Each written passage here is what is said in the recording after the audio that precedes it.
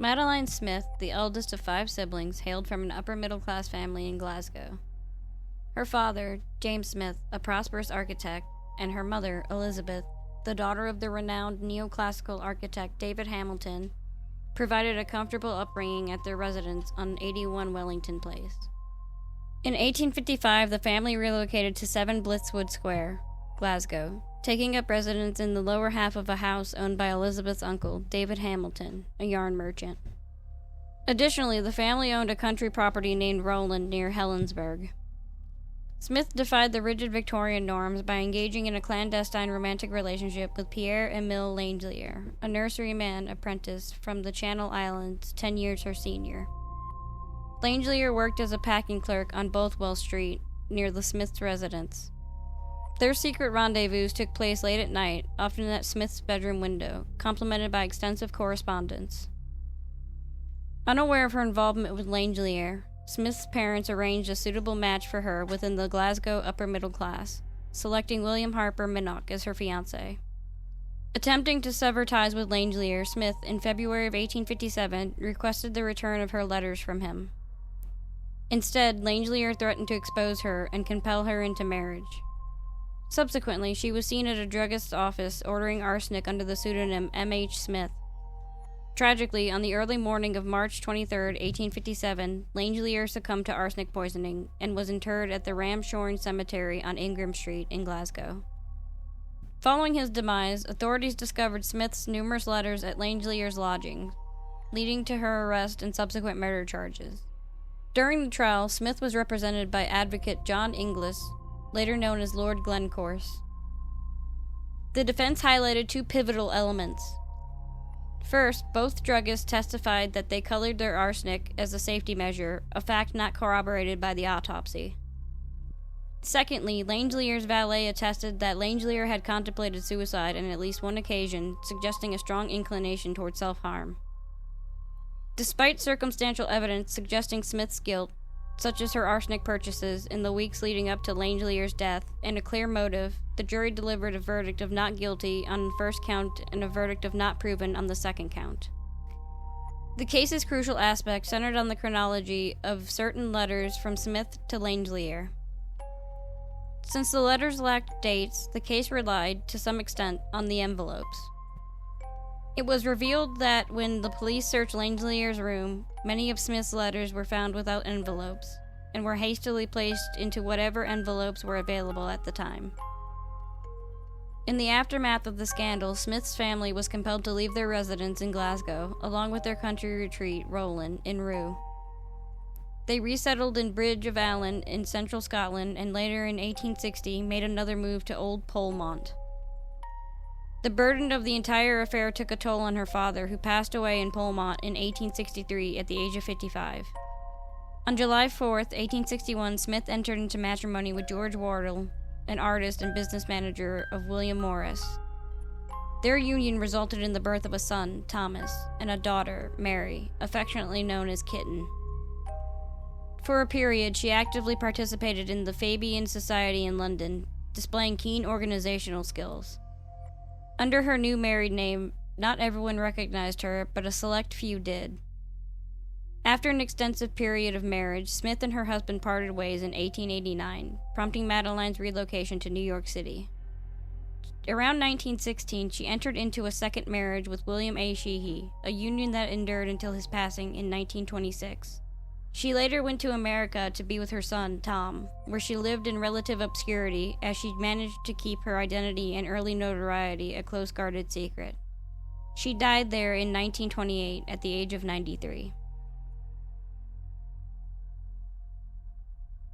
Angelina, born around 1883 in Italy, likely in a small town near Naples, had an undisclosed family name.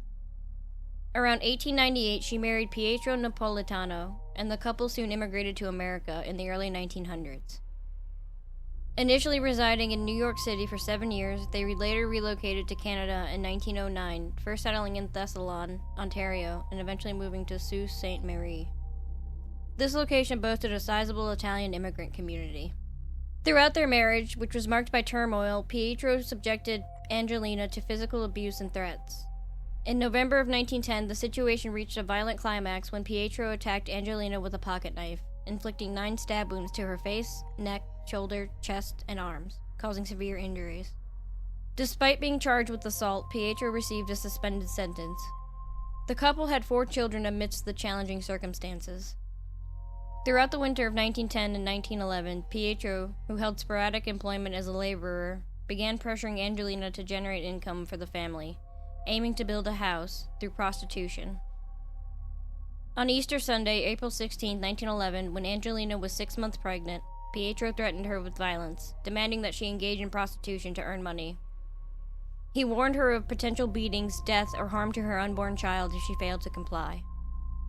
Pietro went to sleep, giving her a window of time until he woke up to gather funds. In their top-floor apartment on James Street that afternoon, as Pietro slept, Angelina, feeling trapped, took an axe and struck him 4 times in the neck and head, resulting in his death. After the act, she immediately confessed to a neighbor, stating, "I just killed a pig," and waited for the arrival of the police. When they came, they found her holding her youngest child and subsequently charged her with murder. The trial commenced on Monday, May 8, 1911, in Sault Ste. Marie, with Justice Byron Moffat Britton presiding and Edmund Meredith serving as the Crown Attorney. Upon realizing that Napolitano lacked legal representation, the court adjourned for a day to allow the appointment of a court-assigned lawyer, Uriah McFadden, to prepare the defense. When the trial resumed on Tuesday, May 9th, Meredith presented 9 witnesses to testify to Napolitano's guilt. McFadden, on the other hand, called only Angelina herself, who struggled with the English language. McFadden's defense primarily relied on the battered woman narrative, contending that Pietro's ongoing abuse had driven Angelina to commit the desperate act of murder, citing the November stabbing incident as evidence. However, Britton deemed the November incident inadmissible, stating that accepting it as justification for killing would lead to complete anarchy. The jury rendered a guilty verdict after only 3 hours of trial time. Despite the jury's recommendation for clemency, Britton sentenced Angelina to hang, as murder mandated a mandatory death sentence. The execution was scheduled for August 9th, precisely 1 month after Napolitano's anticipated due date. Following the media coverage of Angelina's story, a widespread media frenzy ensued, particularly in the United States and Europe, extending beyond Sault Ste. Marie. While some reports leaned on negative racist stereotypes portraying Napolitano as a hot-blooded foreigner, deserving punishment for her crimes due to her Italian heritage, the majority of the coverage centered on sympathy for the abuse she endured. Many advocated for commuting her sentence to imprisonment, or even a pardon. Numerous letters, including some from Angelina's lawyer, Uriah McFadden, and petitions organized by groups in Sault Ste. Marie, Toronto, New York, Chicago, England, Austria, and Poland, reached the Federal Minister of Justice, Sir Alan Bristol Aylesworth. Dr. Alexander Alto from Ohio even volunteered to be hanged in Angelina's place, emphasizing the unfairness of her perilous situation resulting from a man's persecution. The sentiment resonated with supporters, especially women in the emerging feminist movement, who contended that Pietro's abuse justified the murder as an act of self-defense.